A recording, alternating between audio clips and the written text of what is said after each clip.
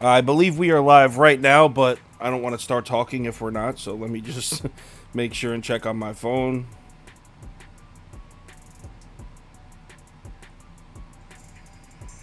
This is a test. Yeah, it looks like we're live. I believe we are live right now, but can you talk? All right, cool. All right, so what a fabulous morning it is, by the way, because last night was awesome. MLB went 5-2 with the bet of the day hitting, and one of the parlays hit. The parlays went 1-1. NBA ends up going 5-2. I believe. Let me just check, but I believe that Minnesota was held to just 12 points in the fourth quarter and 4 points in overtime. Wow. I thought for sure my team total was smoked. They had 86 points after the third quarter. Awesome. Also, did you see that plus 1700 SGPA gave out hit? No, I did not. That's dope. Yeah, I had LeBron James 30 plus points, Hachimura 1 3-pointer, and Minnesota team total under 102.5. And they had 86 after the third quarter. It went to overtime, and they still stayed under 102.5. It's crazy. It was plus 1700. It's an excellent read right there, my friend. It was, and I'll take credit for it. Great night across the board, both NBA and MLB. Let's keep it rolling. The bad news is today, Prop Beaver vetoed a lot of my plays this morning. I'm going to give them to you guys, but they did not make the VIP ticket because Prop Beaver's being stingy. Yeah, that's why. And also because he lacks vision. But we'll go ahead and start it off with Houston at Pittsburgh, and we're starting off with one of my plays that Prop Beaver vetoed. He didn't let me get this on the ticket. It's Houston first 5 run line minus 120.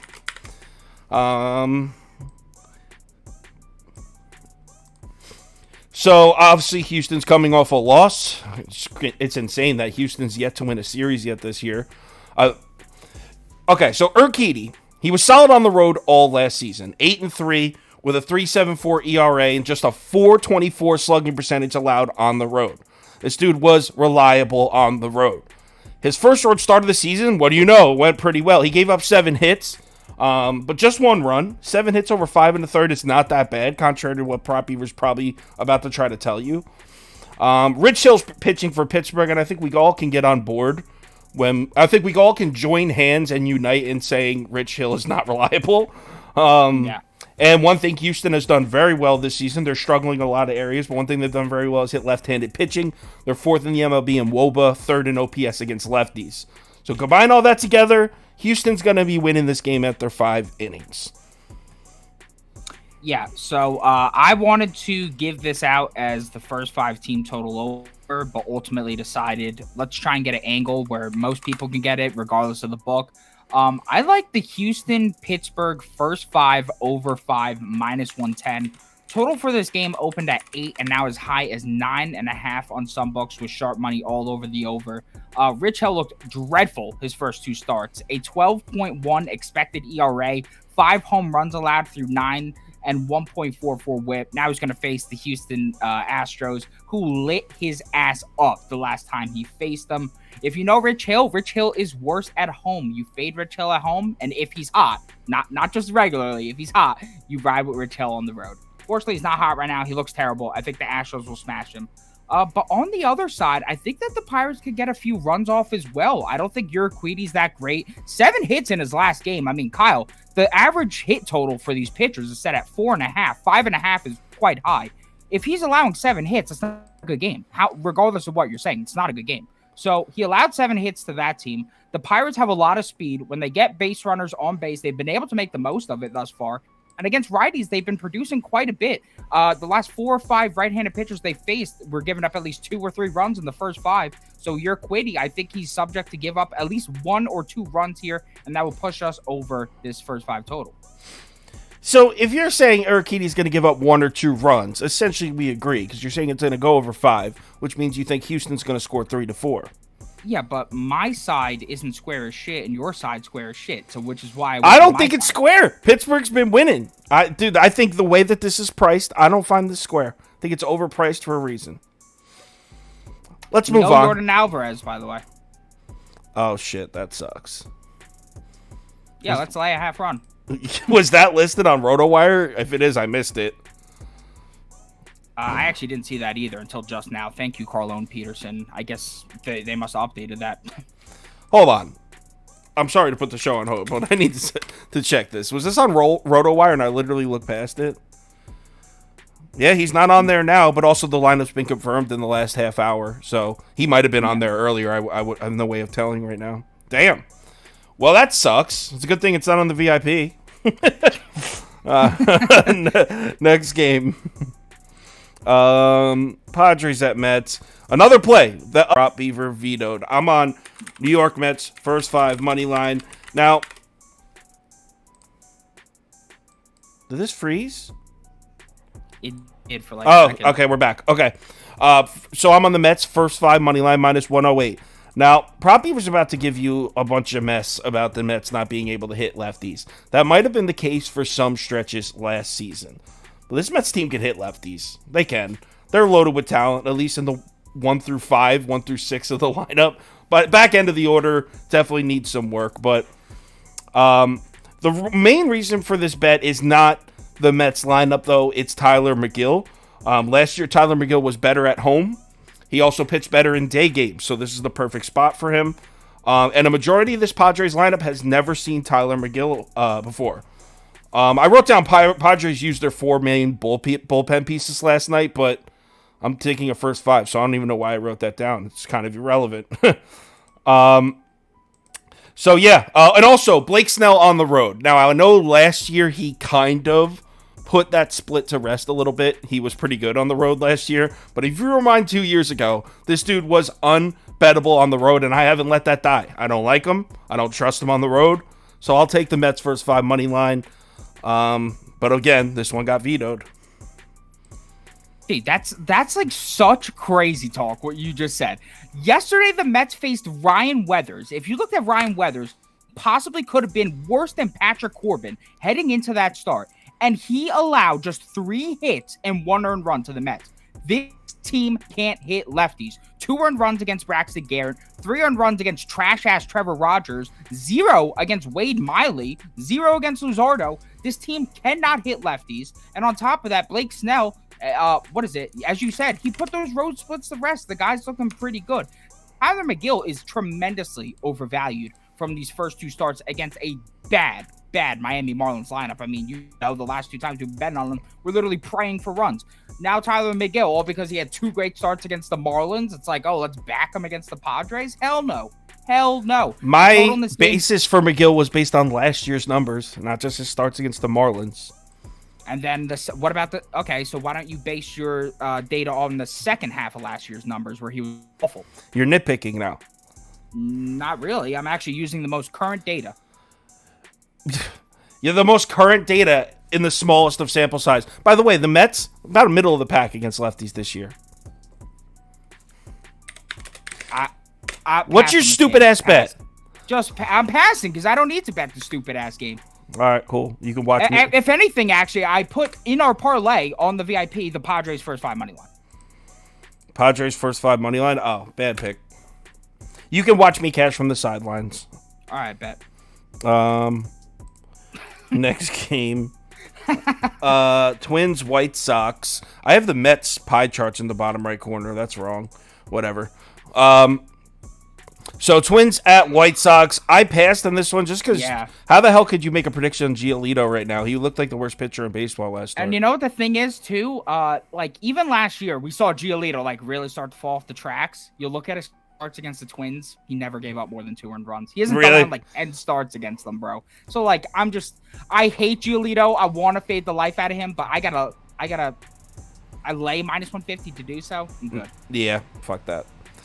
Next, Yankees Guardians. I think I skipped this one too. Yeah. So just because the line doesn't make sense, this is all the way down to like almost even money. It was Cleveland's at plus 100, I think, last I looked. Yeah.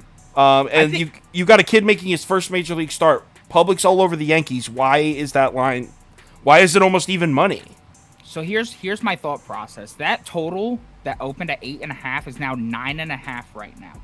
and I was looking at some Clark Schmidt splits. I like the first 5 over in this game. First 5 over 5 minus 115. Why do I like it? Clark Schmidt, I like him as a long-term prospect. I think he's going to be pretty good for the Yankees in the long run, but thus far he's looked horrible. 9.45 ERA, 2.7 home runs per 9 allowed, and 11% walk rate. Not great, but it only gets worse because Schmidt's main struggles going back to last year are against lefties. Horrible against lefties.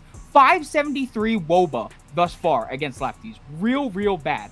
And the news continues to get worse because there's 6 or 7 lefties in that Guardians lineup that are going to be there today. The bats have been dormant for the Guardians, and I think they're going to wake up. I think the books are telling us that they're going to wake up. The top 6 of 7 guys in the Guardians lineup, all left-handed batters. So their premier batters are lefties too.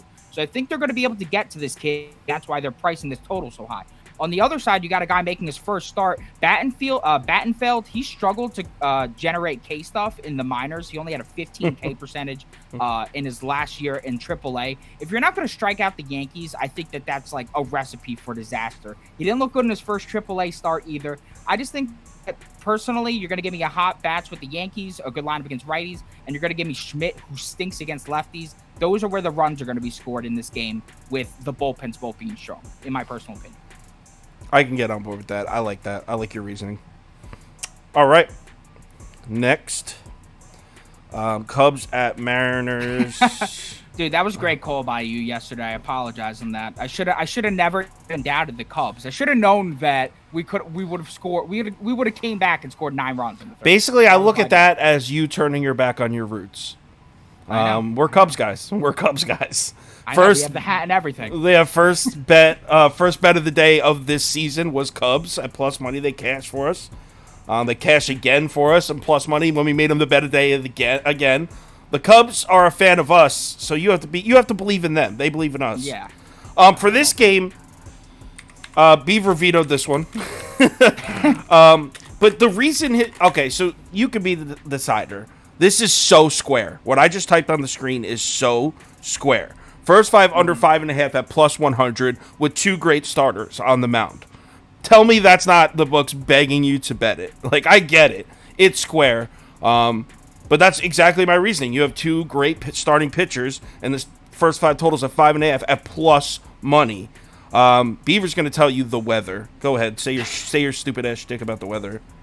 Yeah, so, I mean, I'm not going to argue it all that much. The main thing here that kind of put me off of it is, as I said, the weather. Because yesterday, I mean, if you look statistically, both those guys should have absolutely dealt yesterday. There was no real reason why either one would be lit up, and they both got cranked into a different century.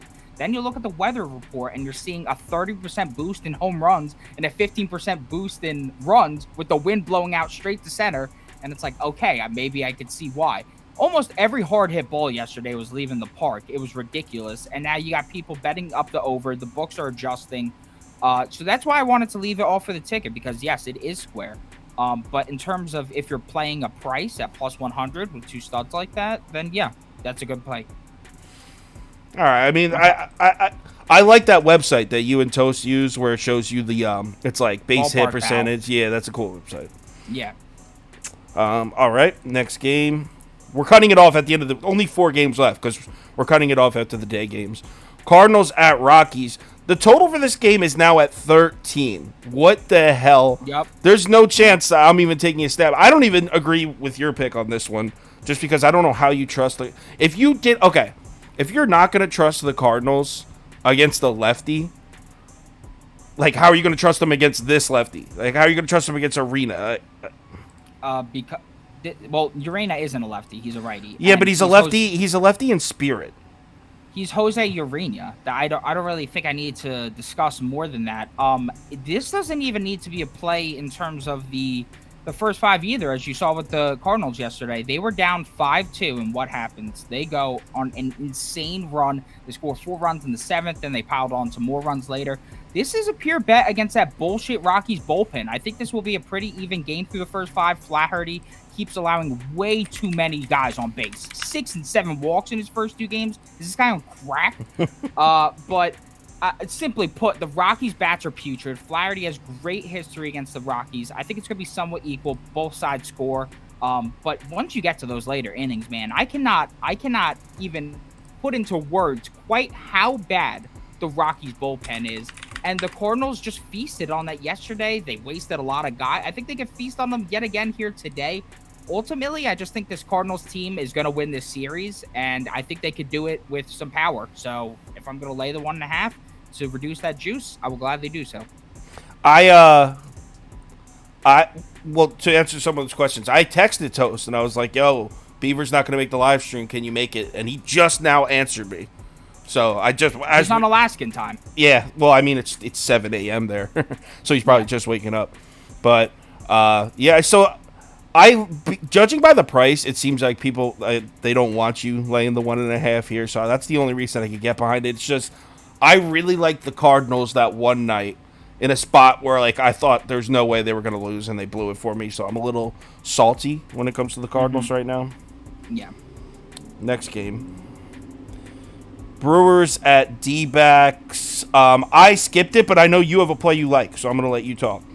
I was ready to make this the play of the day. I am all over the Diamondbacks, square or not. I mean, this is ridiculous. Wait, first 5 money line? Yep, first 5 money line, minus 130. We scored 0 runs with our bet of the day yesterday in the Arizona first 5, and we still passed. Right. That's how much of a wagon this team is. They're a true wagon. But on a serious note, they ran into a buzzsaw yesterday with Corbin Burns on the mound. And I think they're due for much more success today. I mean, you can't really do anything about that. Burns off 2 heinous starts. He's going to cook. The previous 4 pitchers they faced owned a combined 10.8 ERA, 1.85 whip, and 2.5 home runs allowed per 9 against them. They were getting absolutely cranked.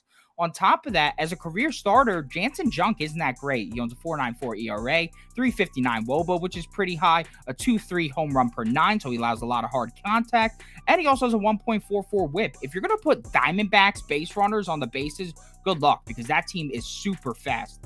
On top of that, he was even worse against lefties. I think he's going to get hit up here. On the other side is my boy Dre Jameson, who is a beast. I am a Dre Jameson guy's guy. Through 7 appearances for Arizona, he's been absolutely phenomenal. And in 4 starts, he's been even better. 1.48 ERA, 2.77 WOBA, a 17.3 K to BB percentage, showing he has a great handle of his command. The dude's legit. The sharps are hammering the Diamondbacks. His price is increasing. They undervalued my boy Jameson to start the day. Go with the Diamondbacks, first 5 money line. There's a reason this was at minus 110 to start the day. Did you just say you're a Dre Jameson guy's guy? Yeah, who isn't a Dre's Jameson's guy? A guy's guy. A Dre Jameson guy's guy. Oh, man. That's me. I hope you guys can't hear. They're doing tree work, like, right outside the window here. Hopefully they can't hear. I actually can't hear it. Ah, cool. All right. Let's move on to the next one. I'm down with that, by the way. I was looking at Jansen Junk's numbers. Yeah. I'm down. I mean, it says it in the name. Yes, JD says right here in the comments best. I can't bet on a guy named Junk. Yeah. I can get with that. Marlins at Phillies. Okay, so before you say anything, okay. You know what? I'll put my pick up. And I know that those numbers in his first couple starts look rough, but the Phillies, you know what? Why don't I just go to my notes so I can say it exactly? Why wouldn't you have said this to me when we were making the ticket? I like that play. I did say it. No, that was one you didn't say. Swear to God on my life. Oh, fuck. So Zach Wheeler, much better at home. He had a 1.85 ERA at home last year. So, yeah, he started off the season with a terrible start out in Texas. But he was on the road. Now he's back at home against a Marlins lineup that's very beatable. Now, Edwin Cabrera, he's the X factor for me in this bet. So far this season, he's pitched a total of 6 innings, 6 2/3 innings, and he's only given up 2 hits. So you're probably like, oh shit, he's been dominating. Well, he's walked 13 batters already in 6 2/3 innings. But those were against the Mets. Now he plays the Phillies, who have one of the lowest walk rates in the MLB. I think Edwin Cabrera has good stuff. I've watched him pitch before. He's got some wicked looking stuff. I truly think Cabrera is going to have himself a nice start. So you combine that with the fact that Wheeler's at home. I think this is a great spot for a first 5 under. Yeah. I couldn't get there with Cabrera's command, and I wanted to see what you thought. And Seems you're firmly on it. Yeah, I don't know why I didn't mention it on our call. Did we skip over this game? No. I think with the technical issues that were going on, right, it kind of got lost in the. They got lost in the thing. But I mean, hey, you know what? Maybe I'll post like in the community page to let everyone know I like this. Yeah.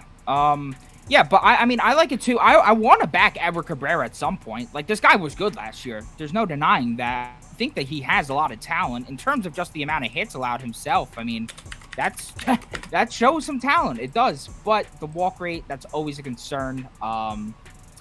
Zach Wheeler on the other side really looked bad his first 2 starts. I think this is just really the ultimate regression play by you, and I like it because both these pitchers are much better than they've shown so far. So I could get down with that.